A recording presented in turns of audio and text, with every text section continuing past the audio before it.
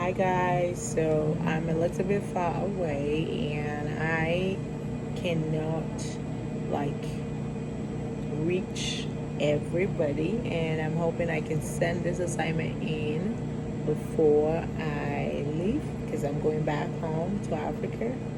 And so I'm just visiting for the summer. I just can't do the work.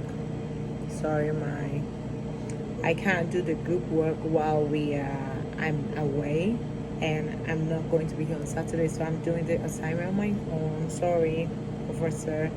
So I'm going to talk a little bit about at will employment. So the law states that HR law states that an at will employment is basically when an employer or the employee both can terminate the contracts they have at any time, whether it's due to satisfaction or not.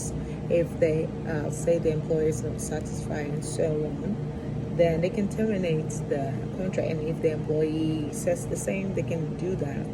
But we have to always be very careful how we do it, because if we don't do it well, then it could lead to a lawsuit. So the assignment requires that we record ourselves talking about it in a group, but here are my notes on the topic.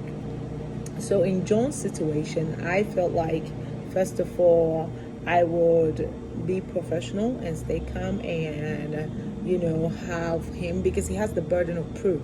So provide me with some proof about it. And also, while he's doing that, I would document every little thing and give him due process, right? Where we hear everything he has to say. We ask for witnesses so that way the witnesses to what he says will record it, just in case there is any miscommunications and he comes back and says, no, I didn't say this or something. Even sometimes after recording things, people still make mistakes, but that's totally fine, because sometimes depending on the crowd you're telling the story to can say one thing or another, so that's totally understandable. But it's good to record it so that they will have that on record.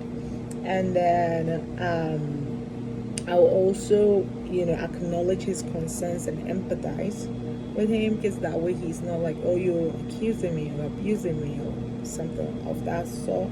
And here specifically in my note I say, so I will stay calm and professional, ask John to provide documentation or examples of Ralph's behavior, and explain the importance of following a fair and legal process, like I have said before. 2, if I were John, I would approach HR and then probably tell HR to terminate him, but we have to make sure that this termination is really legal. If not, there will be trouble. And when you're firing someone, you have to document why, just in case. And as I said before, if we have everything that John said on record, that can be a justification to fire off. And yeah, what do you guys think? What would you have done differently?